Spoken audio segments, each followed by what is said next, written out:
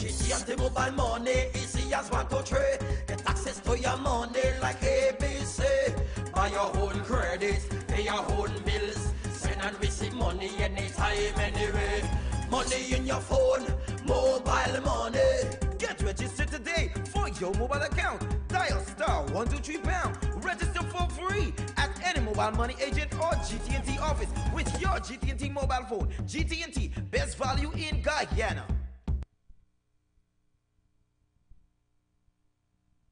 Program which looks at issues of interest to you. Welcome to tonight's program with Dr. Grantley Warren.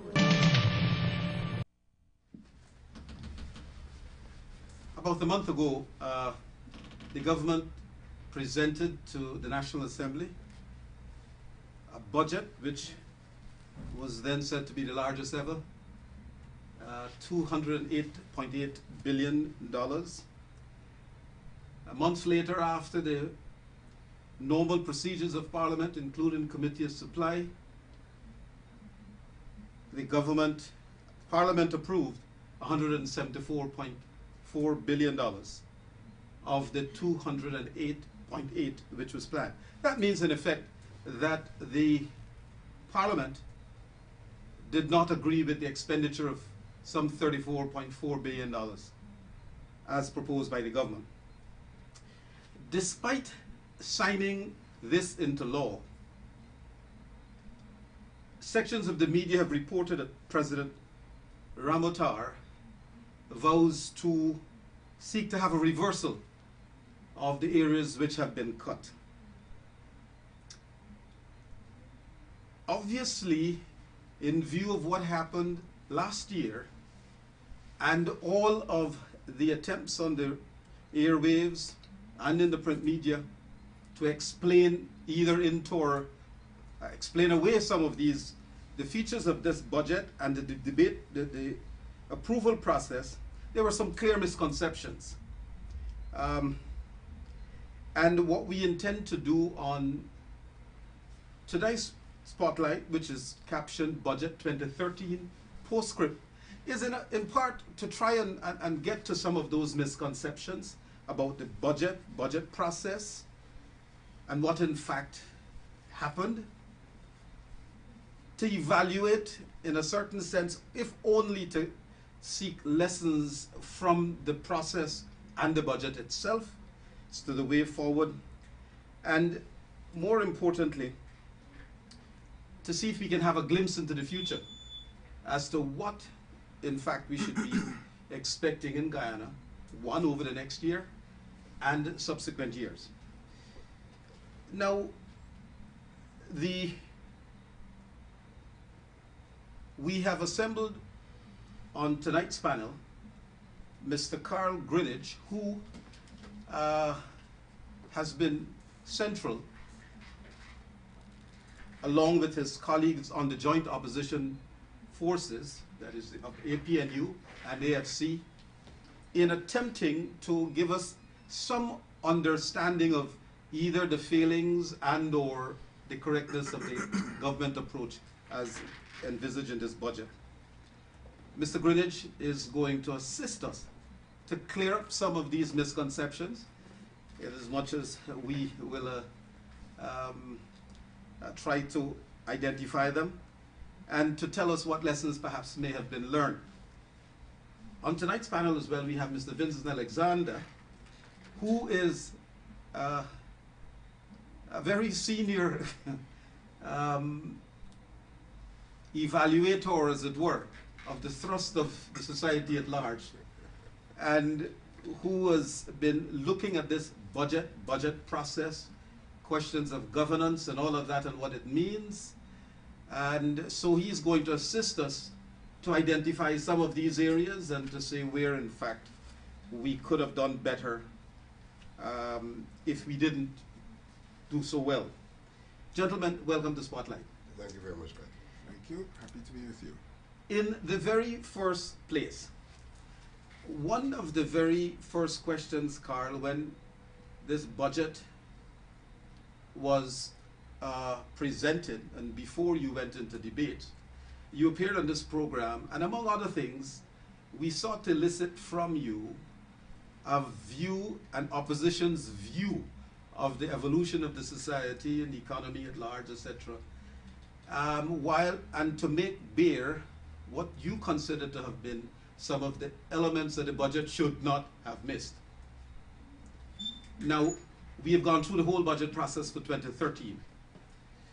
Perhaps you could help us deal with some of the issues that I've seen in the print media and on television, which talk to the question of, but did we see an evolution of the view?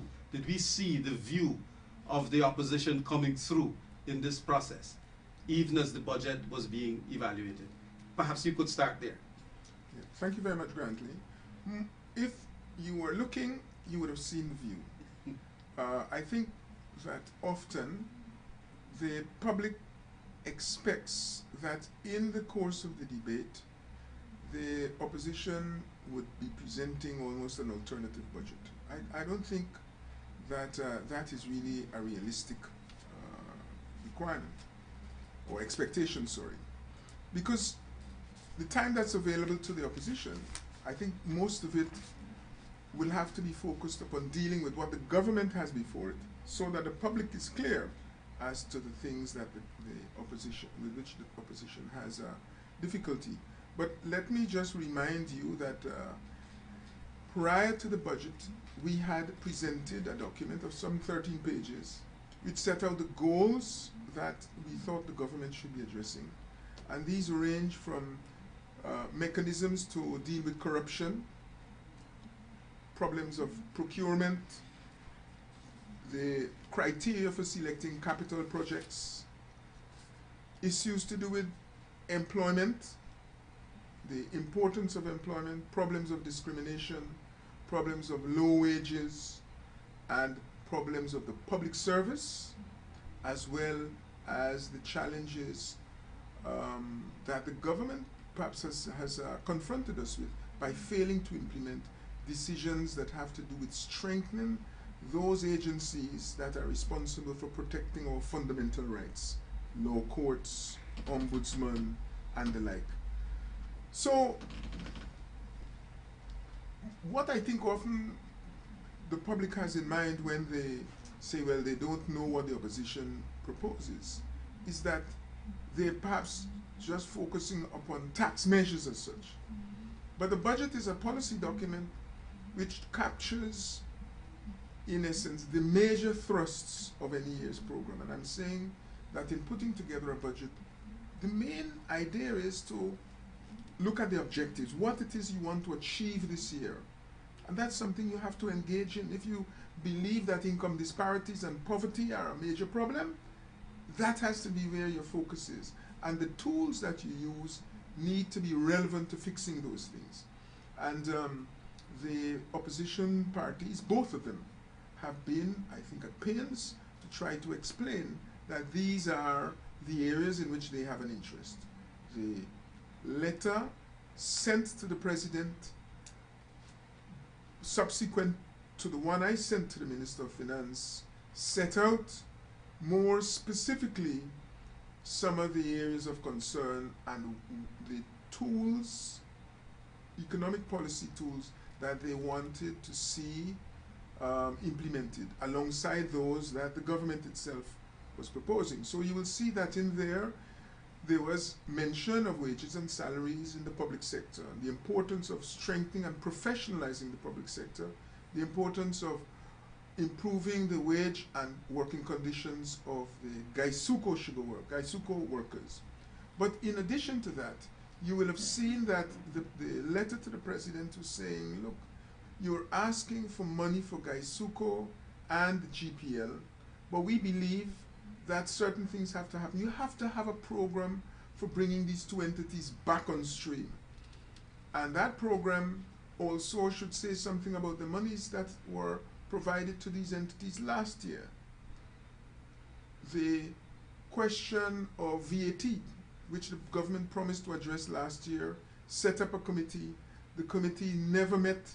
It was just a diversionary tactic on the part of the president to stop discussion on the matter, to cool down the heat in the public debate, and then they put it out to pasture and nothing happened.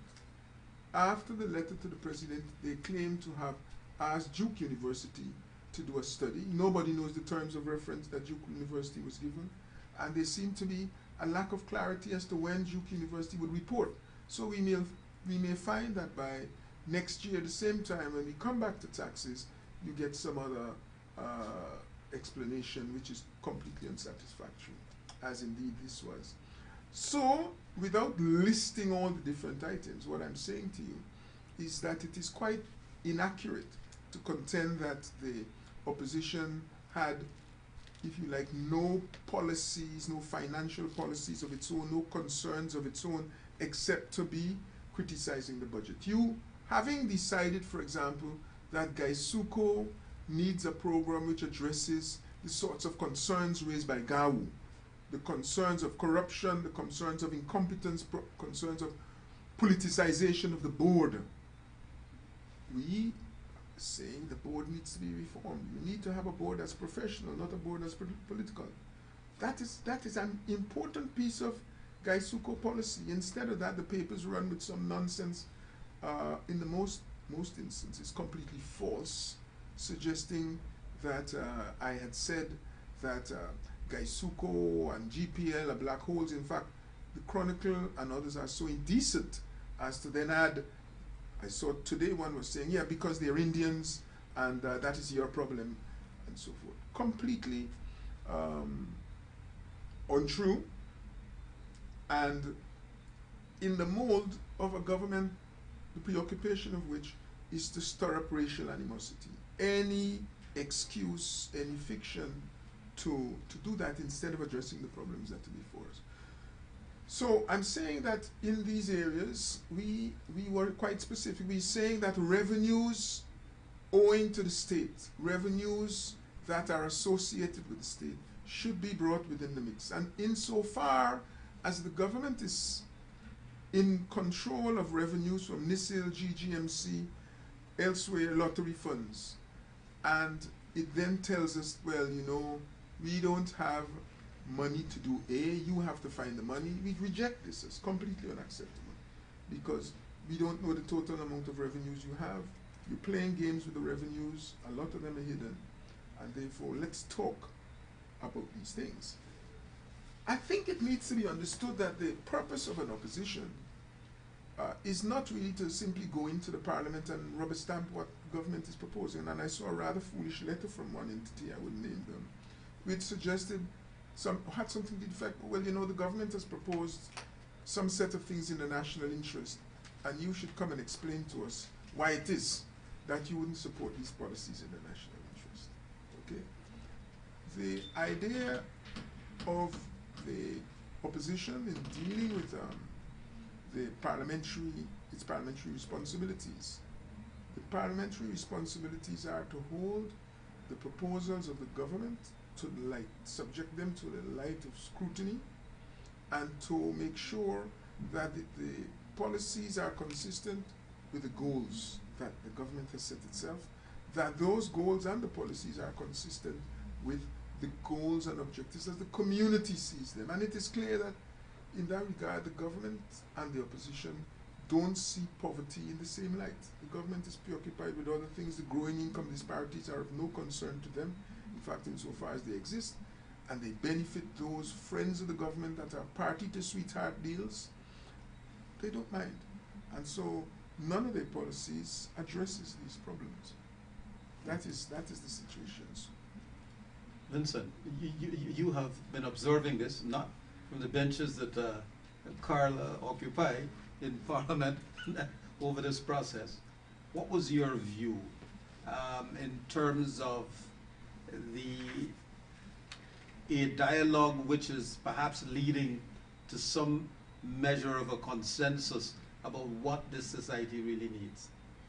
Well, frankly, on a previous program, I did make the point that I did not see in the budget presentation a vision for the country. One cannot look at the budget, which is the major policy statement for a year, and associate it with some platform that exists. And in that regard, one would expect if there's a platform, that platform will represent a consensus of the Guyanese people in terms of the way forward. I made the point then that there was no strategic development plan, and there's no sitting policy document that was the springboard for budget this year and for years to come. So there's that problem. That partly reflects what I think is a major issue, and it's the issue of governance. The budget has a number of items that some people may be impressed with, especially the hospital, the Amelia Falls, and things like those, these disparate projects. People may say, well, things are happening. But one cannot see the governance aspect related to all of these things from the standpoint of governance meaning a consultative process that allowed for people's involvement in determining these things, and for people to be able to transparently see how these things are unfolding. So there's a lack of that governance aspect. And most of the developmentalists will tell you that development and governance go hand in hand. You don't really get development without governance, good governance. Because it's not just about physical achievements. It's about some words just are bandied around, an enhanced life in people. And therefore one has to ask the question, what is an enhanced life for the people? And an enhanced life is not necessarily associated with economic growth. It is more associated with to what use the wealth created is put. Is it going to impact on education? Is it going to impact on health services?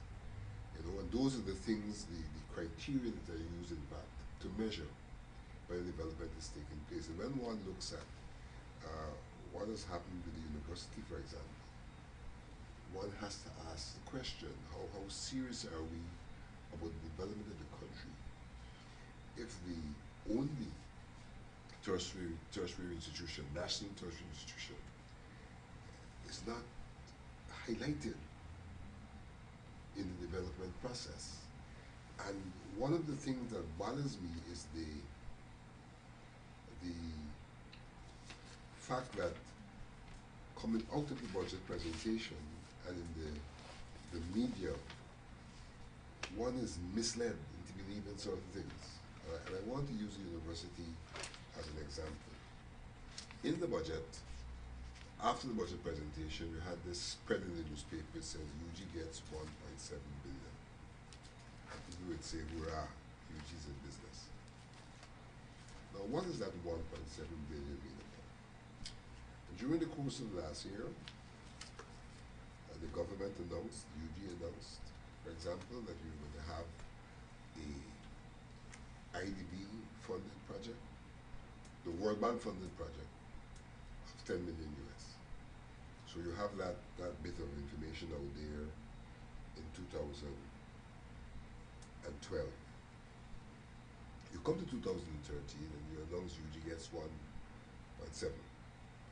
But you don't make it clear that the 1.7 you're talking about includes a drawdown on the 10 million. So you have two bits of propaganda out there. UG gets 10 million US and UG gets 1.7, and people can see these as different sums. When in fact, the 10 million is built into that 1.7. Then you look at the fact that the government continues to contend that its loan agency's allocation of 450 million is an aspect of funding of the university, when in fact the 450 million goes to a loan agency from which students borrow. They hardly ever borrow 450 million. So every year there's a sum that goes back.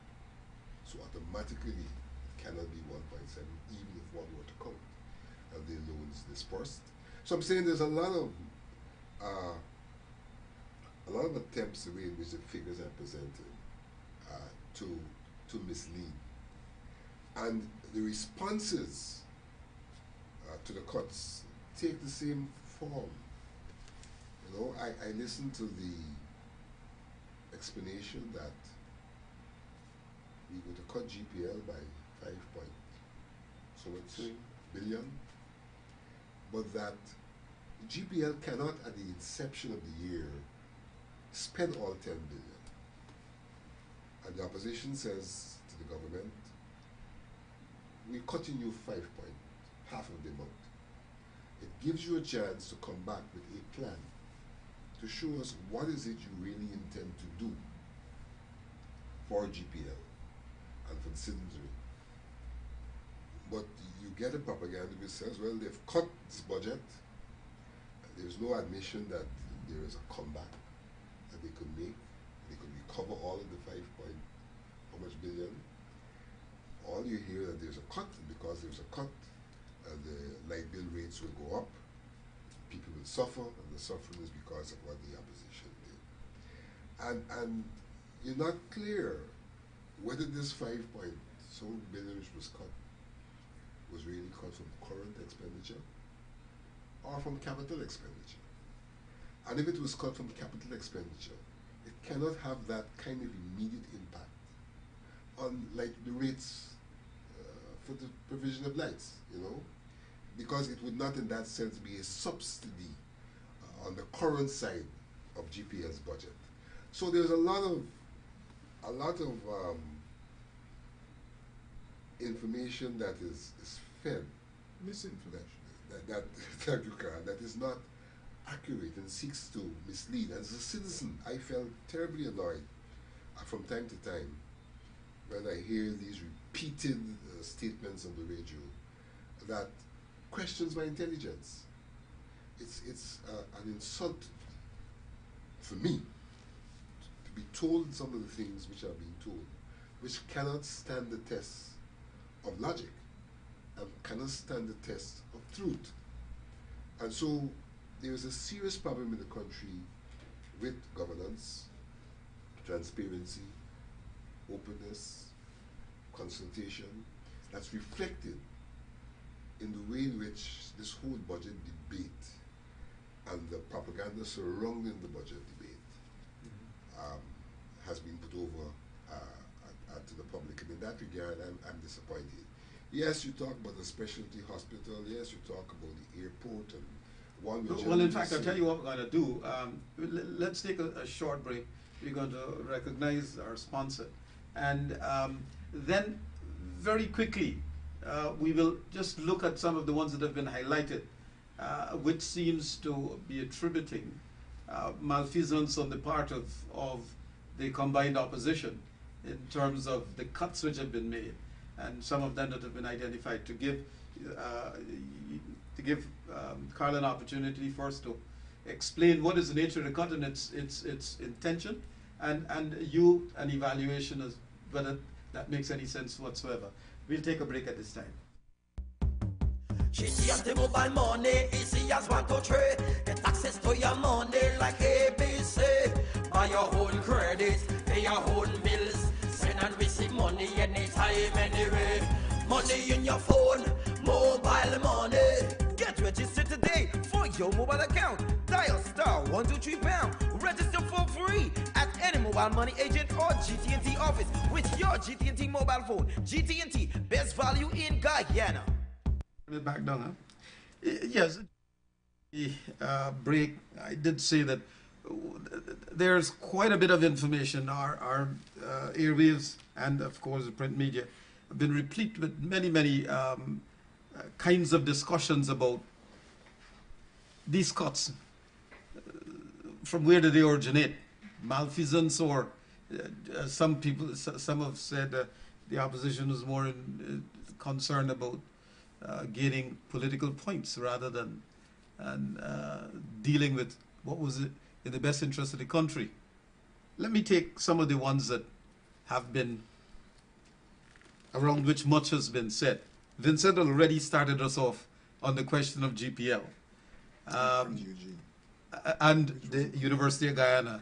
So those have been dealt with in a certain sense. The hydro project, perhaps we should put that in perspective because some rather damaging comments are being made there. Well, I don't know in what sense they're damaging. Oh, purely from the standpoint that it's saying that, look, at a country that is so deficient in energy, here we have an opportunity to promote the development of that energy, and the opposition is now cutting funds to this thing and stymieing the opportunity. Well, this is a rather uninformed, I wouldn't use a stronger word, approach to a capital project. You don't support a government's proposal for capital projects on the grounds that a particular project is attractive or that it is an interesting technological fit. Because a project is funded with taxpayers' money. Taxpayers' money means your money and your children and grandchildren's money, because the hydro, for example, is funded with a loan. The bulk of it is loan financing. And if it works in the way that Skeldon works, they will take 875 million US out of the tax kitty over a period of time. The entity isn't going to operate successfully, and they have to come back to you for more money. Your children and grandchildren will be paying more and more. The project, instead of costing the 875 million spread over, let us say, 20 years, will cost maybe 2,000 million US. It makes a difference. When that income has to be taken out of the pockets of your children, it means the government will not be able to afford as much to pay teachers, never mind UG. They don't regard that as a priority, so they're going to get even less in the future. Problems of drugs, problems of wages and salaries for public servants, money for capital investment and all the other projects. All these will be jeopardized by a project as massive as this one if it is carelessly implemented. And in keeping with all these other capital projects that you can think of, every single one of the capital projects on the government's books today is associated with a controversial arrangement, especially with contracts. The contracts underlying every single one of these projects is questionable. And right now, for example, we have not seen the contract for the power management, for example. It is also the case that in the case of the airport, Scythe, which is the company to which the government has promised the contract for operating the plant as part of the build, operate, and transfer the Amalia Falls Hydro. That company had told us a few weeks ago that the price that we are looking at for the hydro will only hold if the road construction is completed. The key phase of the road construction is completed by June. The minister in the assembly admitted that that will not be the case. It will be completed in September instead, probably the end of September. And you know, the truth is, even that date wouldn't probably be made. So at this point in time, we don't know what the final cost of the project is. Okay? The worst thing that could happen with the hydro is for these corrupt, incompetent, questionable contracts, and you're speaking of several here, they lead again to electricity prices that are close to the ones that we have now. Because the electricity tariffs that are currently employed in Guyana, used in Guyana, have bankrupted the entire manufacturing sector. There was a time in this country when we assembled tapirs, vans, and pickups. When we assembled refrigerators, we assembled stereos and so forth, which are skill-intensive things, as well as providing employment. They also have investment spin-offs. We have destroyed all of them. We have destroyed all. The government makes out that the ERP, which is of course a recovery program, an adjustment program, was so terrible. But since it has come to office, it has wiped out an entire manufacturing sector. That manufacturing sector has been the victim of electricity prices, and you are not going to see it reinstated or restored until such time as electricity can be generated at a reasonable price. We've heard the Prime Minister speak very glowingly about current electricity price tariffs in Guyana. Nobody believes him. Because when you compare the tariffs that are paid here, they're high compared to our competitors. They are too high. And clearly they have to be too high if the transmission and distribution of electricity is so poor that you have transmission losses which amount to over a third of the power that is sent out. So if you just think of it in simple arithmetic, you will be charged, you need to be charged at least a third more than you need to be in order for the company itself to pay for the electricity generated. So there are many problems here. It is not a question nobody have I seen arguing over whether hydro is a good thing or a bad thing, and that you shouldn't have a hydro. I myself have argued, of course, that I'm not quite clear as to why they chose a Amalia as opposed to any other. Okay, there is still that question to be answered. But we have not even got around to having such a fundamental discussion with the government. They've just stuck with one, and they tell you down the road that they're going to be talking to Brazil with another one that may be more appropriate in size and in which the risk associated with the project is borne by a bigger country rather than us and our children and grandchildren. So the comments put out about the failure of the opposition, I've even seen an intemperate comment from a man supposed to be a public servant paid by taxpayers making comments about ignorant politicians in the opposition.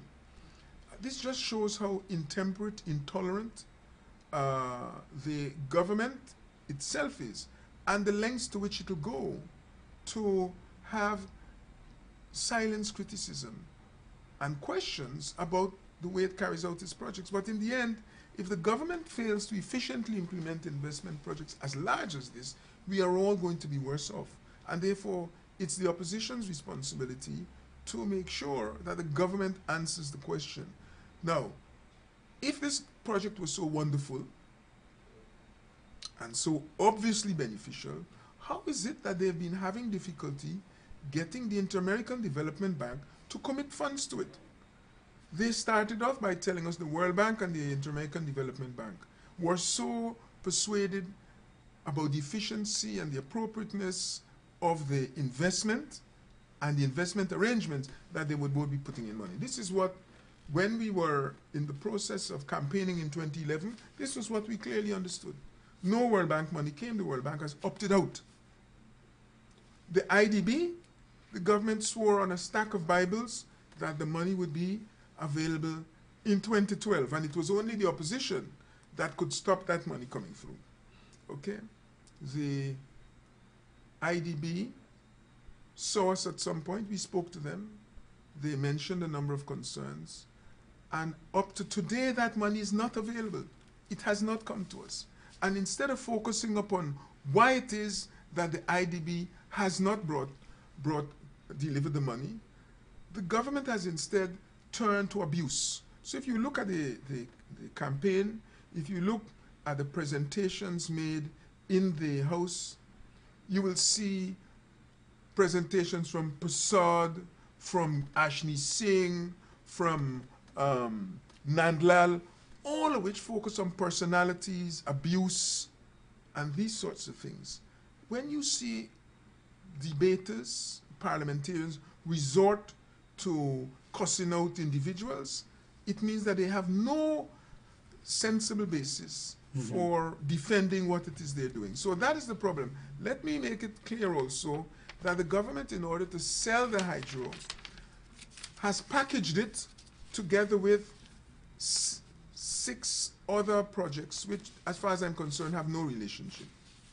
You've got money for micro projects in hinterland areas, money for solar panels, Amerindian Development Fund, the money for land demarcation. There's also a project for land demarcation under the Ministry of Local Government, and you have money for institution building. And you'll remember last year when the same projects came to us, the only one that had was you remember Ramsamy talking about Kunyu Canal and how it was terrible that you hadn't done anything, institution building.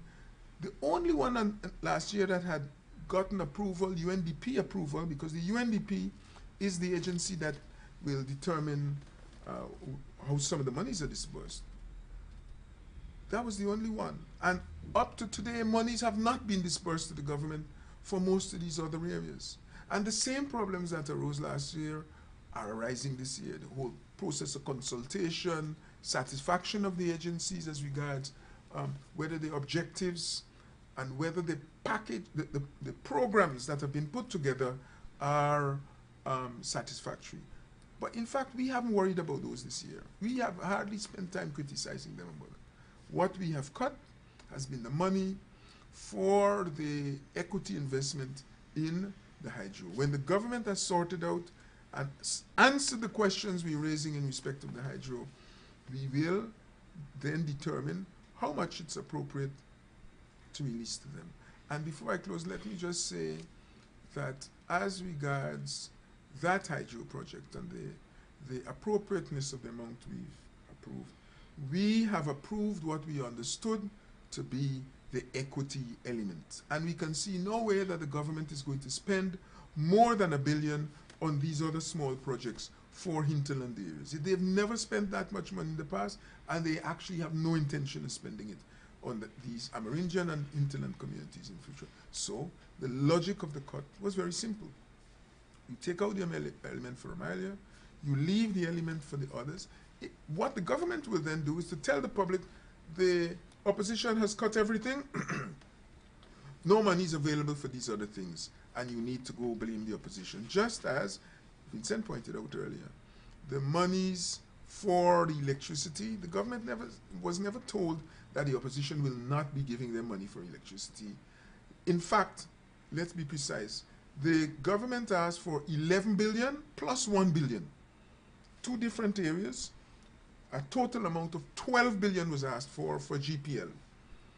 We gave them 6. Okay?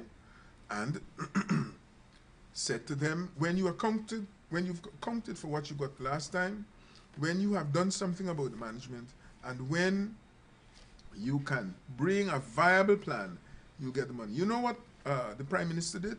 The Prime Minister, in a meeting with the President, gave us 2 bits of paper. I can show you them if you want. 2 bits of paper purporting to explain, what the answer to the questions that had been posed. As regards the money disbursed to the government, this is the one. Have a look. You show the camera. That is what we were given. What is done with the money? You were saying, well, is it for capital expenditure or current? Let Ranty tell you what is on the bit of paper. Well, fuel, for one, payment on overdraft, capital items, meters, transformers, which was 2.2 billion, as opposed to 2.9 for the bill for the fuel, and paid on an overdraft of 120 million. Now you see what's happening there. When the government seeks that sort of money for an enterprise which is a commercial enterprise, you are not supposed to get a 4-line bit of document on a bit of photocopied paper, but you're supposed to get something by way of a meaningful analysis. There's supposed to be a rationale here explaining against what the monies are to be set out, what they were originally intended to be set out for, and how it was going to enhance their financial status and what in fact has happened. That's what we got. And this is what the Prime Minister has provided us, and this is the basis on which a CEO of an entity, a multi-billion-dollar entity, accuses the parliamentarians of being ignorant on the basis of that. No, Yeah. as regards the plan, Yeah. I invite you again. Have a look at that. See what that says. He gave us that in a meeting with President Ramatar in response to that question. What is it? What's the title you read on them? Studies on related to the Ghana Power Light Inc. And it lists 14 different studies. Okay. That is a plan, apparently, for the enhancement or the reestablishment of the financial viability of GPL. A list of studies done over what period? Yes. 2009, 2010, I think the earliest. 2006 to 2011. Yeah. Okay. And I've already explained to the Prime Minister that can't constitute a plan. It is not what we were asking for. What they have to do is to examine the plans, examine the context the of all studies, that's right. draw out from them the main features, the main characteristics, the main weaknesses that they identify in the sector, and then make some proposals for fixing them, put the financing alongside it, and then tell us. And hopefully they'll say to us, look, we'll take care of the current program in terms of financing, different cost centers and so forth.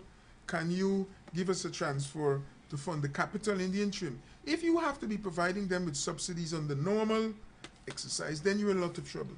Yeah. So this is where we are with respect to this government. I presume the the comments that you've just made with regard to Amelia Kaichor, the airport expansion, the one that Same thing with the packaging. You same. packaged a set of things. The government, there was an error in the number set aside. What was to be cut was shown as an error, but the money to be provided to the airport was very clear. It was very clearly set out there, and the government played silly games, stood on principle, and we were left only with the option of approving and there's no dispute over whether we have that right, approving or not approving the head that is called transport, subhead head 313.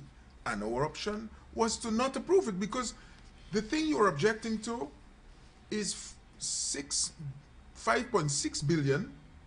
The thing you're objecting to, the expenditure you're objecting to, 5.35 billion out of a total of 5.6 billion. How would you pass 5.6 billion simply because you are keen on the 0.3 billion? It makes no sense. And the government could have come back the very night or subsequently with the remaining items, that is for Ogle and for the other parts of the airport, and fix that part. But as regards the Timeri itself, we are saying there was a same problem. The problems about contract, the problems about the contract, the problems about the contract. You have a contract. The contract, we are not sure how it was arrived at. The terms of the contract and what it is going to do for employment are questionable. But even as the minister was speaking, he couldn't tell us what they were going to do about the GDF base there, which he said was in the way, about the prison, which he said was in the way, okay, and about the squatters. He deemed all of them squatters. If they're all squatters and they're improperly, what is the plan to move them? He's got no plan to move them. They're supposed to be moved contemporaneously with the extension of the runway. Okay? Is that a plan? It's not a good one. It is not a good one. But in any case, there's a question of priority. Yes.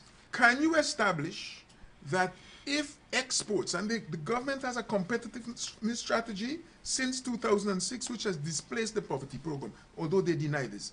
If competitiveness, enhancement of export is really where the priority lies, how is it that you give such priority to the airport expansion when most of our exports, most of the exports likely to be increased over the next 5 years, will originate not from tourists passing through the airport, because you will never get a significant increase in the number of airports, of tourists coming through the airport, when you have a city like Georgetown, when you have even places like Bartica with so much solid waste in the water and around the city, you will never make an impact on tourists. But in any case, if you want to deal with tourists who are eco-tourists, you got to fix Oakland, okay? Not that airport. The issue for us is this. If you're serious about fixing the airport, the urgent thing there is the runway, okay? If you're serious about tourists bringing in passengers to use the airport, the more critical thing after the runway is to fix a new road on the East Bank. Are you with me? Or to have a hydrofoil coming down the Demerara River or something. Not to go and make more fancy an airport terminal. You have to have a sense of priority, and clearly the government's priorities are dictated by those firms who come and make them an offer from which they can craft a sweetheart deal. That is all. So the important things they should fix as part of that have not been fixed. No attention is being paid to them. Specialty hospital. Same story. Contracts, contracts, contracts. The first problem arose. A contract is given to a fellow for mobilization. 150 million was for something or the other, studies, and 29 million for mobilization. But in the 29 million was money for studies. Then you may remember that the former speaker, Mr. Ramkaran, said, no, Greenwich and Company are confused about this story. The 29 million is for the acquisition of land. Okay, that was in the Chronicle. And then we asked, but how could it be for acquisition of land when the land was compulsorily purchased quite a long time ago? So the government has now moved for that. They say, well, you know, we have a contractor and he's to prepare the land. His name is Boville. And the Minister of Health spent a long time listing the name of Boville's employees so that you could know they're all non-Indian. Okay? That was the purpose of reading the whole list. Okay? So here's a contract. It is a contract that they are giving, and it is not in the subject to the usual criticism, which is that it's the cronies and it's to one group or community and so forth. But it turns out that they and Boville have fallen out. Okay? That is since last year. Today, or at the time we debated, it couldn't be clearly established what work was going on at the airport, what Boville was doing there. At the specialty hospital, what Boville was doing there, and what another company was doing there at the same time. But a bigger problem was this. 5 Indian firms had bid. 2 of them were shortlisted, and the one that wasn't given the contract has been asking, how is it that we have built over 40 specialty hospitals and we can't win this contract, and a firm that's never built a single specialty hospital could be awarded the contract? The government has never provided an answer. It has up to now not provided an answer. They don't care. They don't care. You know, you had similar problems arising from the way the contractor was chosen for Skeldon. You know the implications of that? That you will spend a fortune on it, and the same thing will happen to the income and the tax demands on yourself, your children, and your grandchildren. Contracts. I hear you. Okay, thank you. Vincent, in your initial comments, you started to allude to the question of governance style or mechanisms. And I presume one of them that you were referring to was questions of the procurement commission, etc. I wondered if you, I mean, after having heard Carl and all of this, and from your vantage point, interested citizen sitting out there, whether you saw enough governance style mechanisms.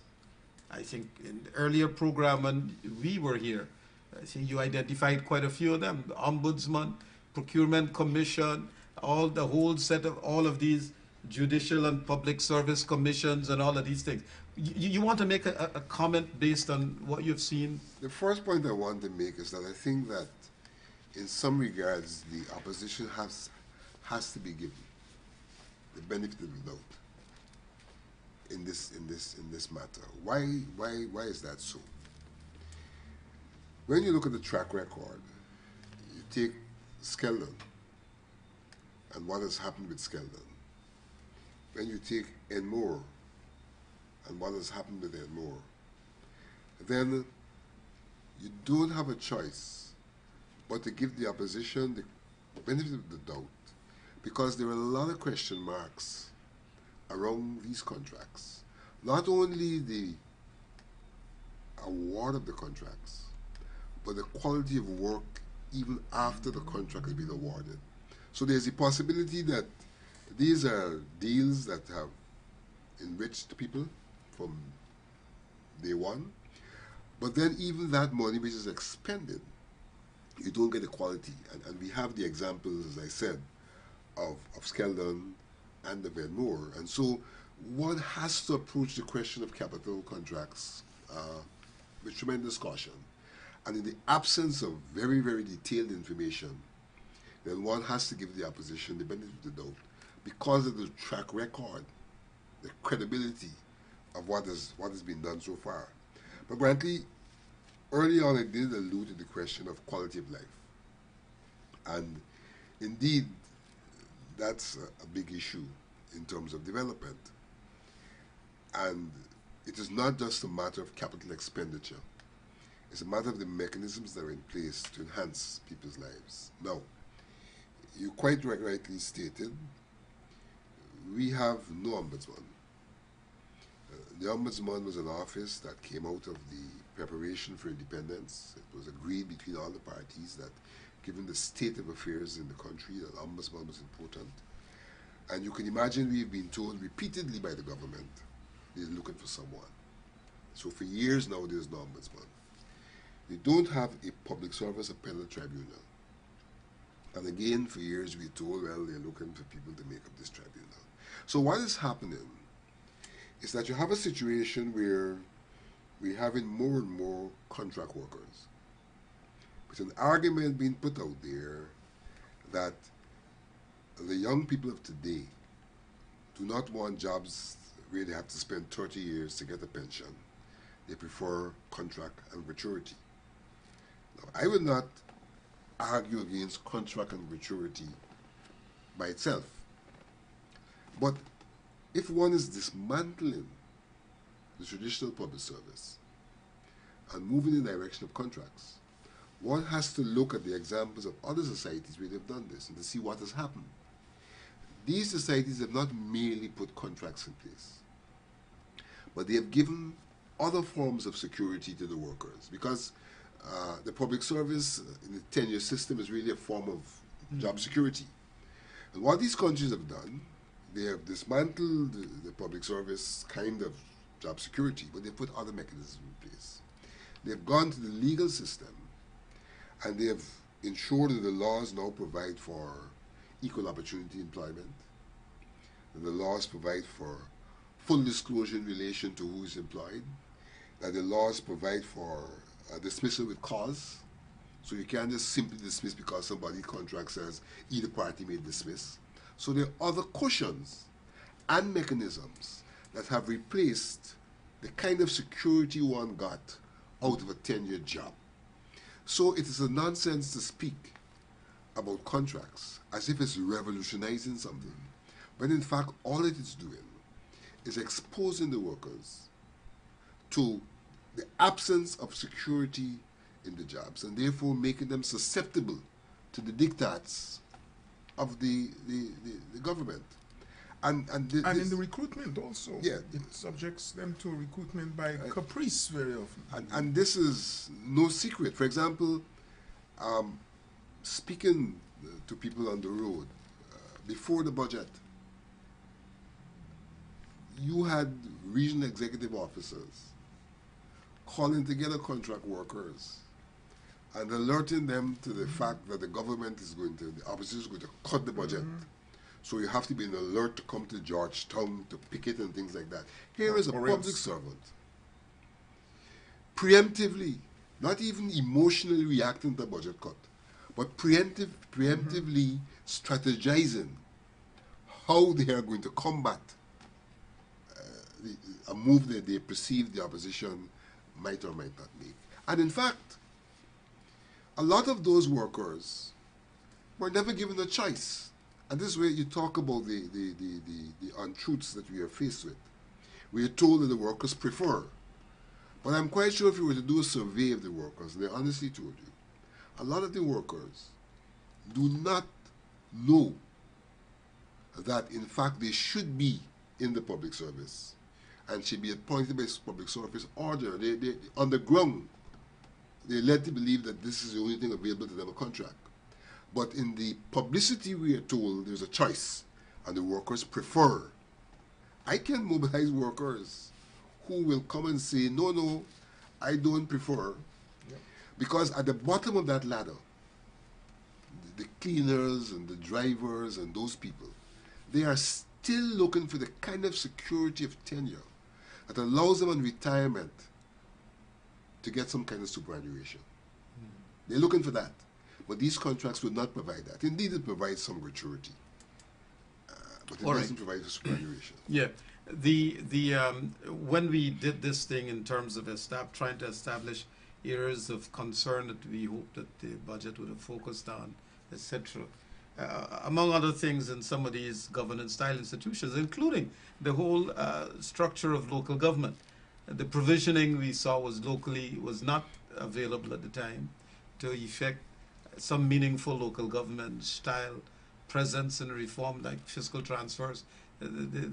Nothing has been catered for. If anything, there was more centralization. I could take my one hand to count the number of lines in the budget on local government in a year when on the parliamentary agenda is local government reform.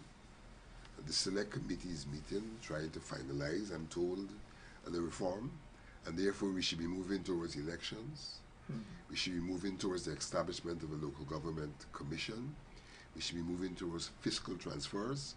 But in the budget, the 5 fingers I have can tell you how many lines that budget had on local government. Carl, you had when we met in that very first program on the budget, had indicated, among other things, some serious concerns that if there was any advance you wanted to achieve, was to get some commitments from the government with regard to things like the appropriate activating of the Public Procurement Commission, the Judicial Service Commission, in terms of establishing the points at which they reflect themselves as agents to draw down on the consolidated fund, etc.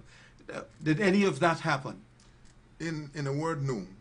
Let me make 2 points. First of all, I have a table here in which you'll be interested. Of the top 25 largest projects being constructed in the world today, Guyana is in its Chedi Jagan International Airport is going to be the 4th most expensive on a per capita basis.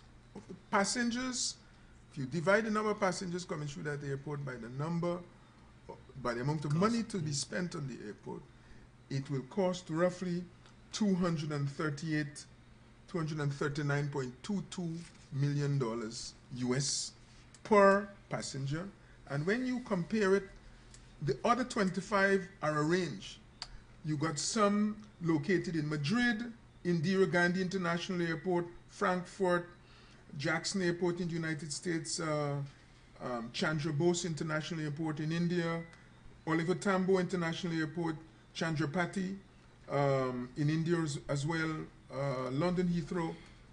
And they're moving from the figure of 238, I tell you, to figures Charlotte Douglas International Airport, 25, the cost per passenger is $25. You understand the disparity I'm telling you about? So the procurement issue you're raising is very, very important.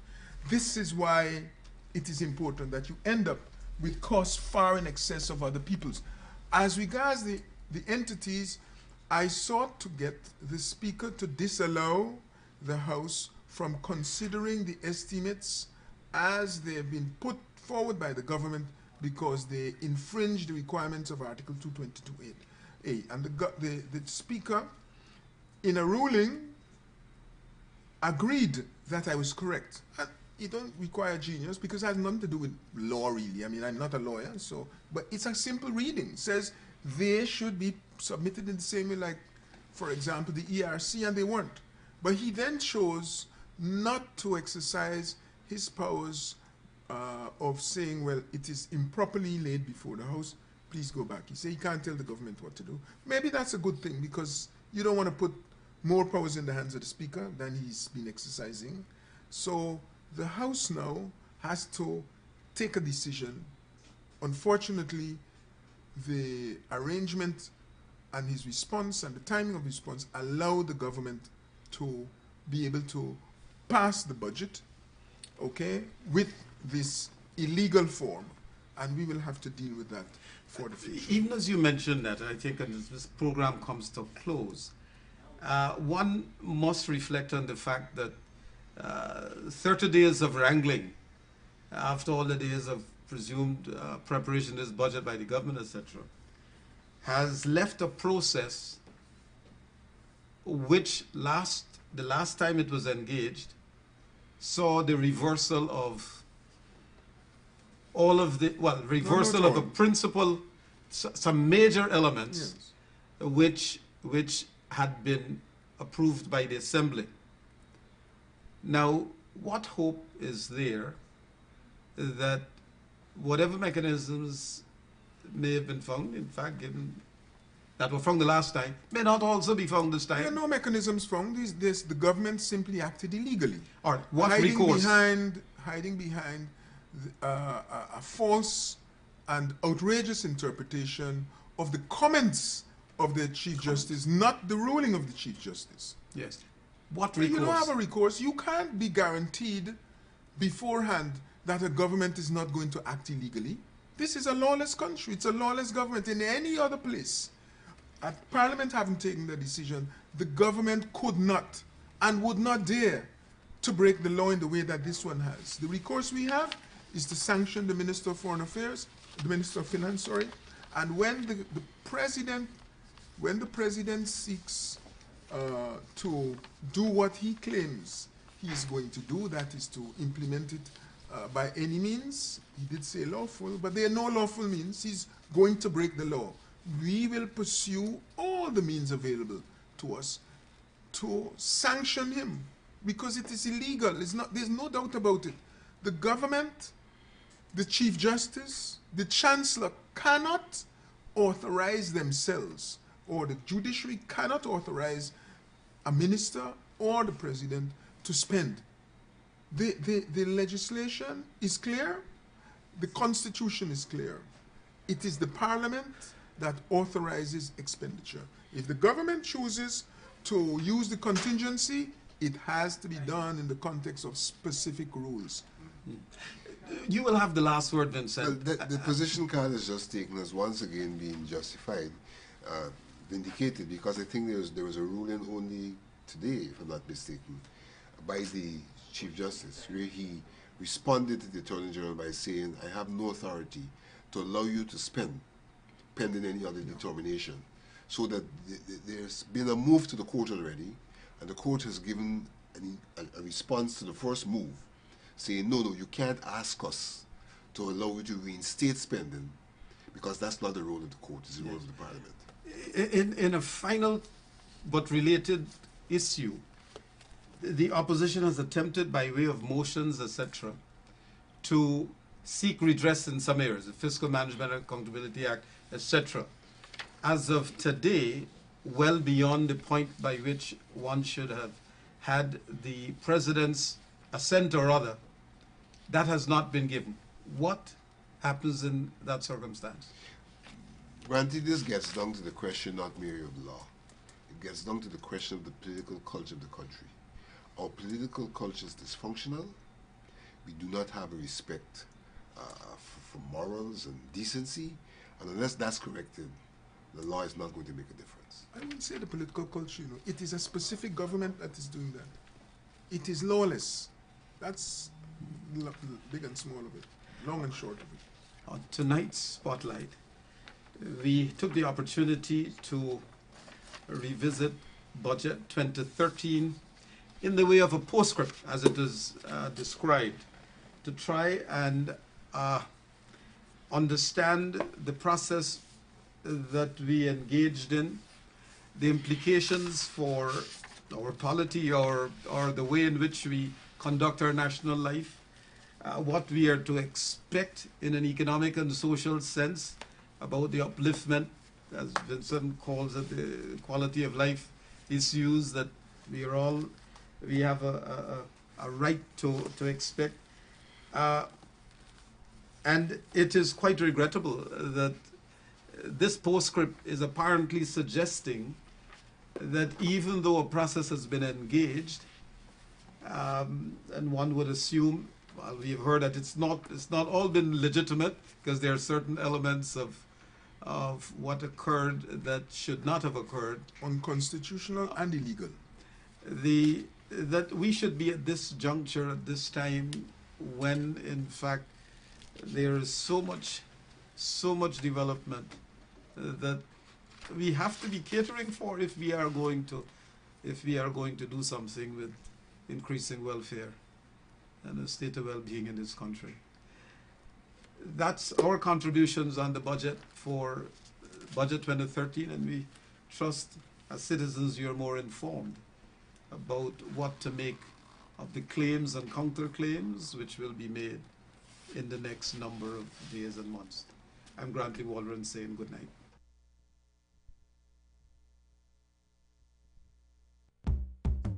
She see the mobile money easy as 1, 2, 3. Get access to your money like ABC. Buy your own credit, pay your own bills, send and receive money anytime, anyway. Money in your phone, mobile money.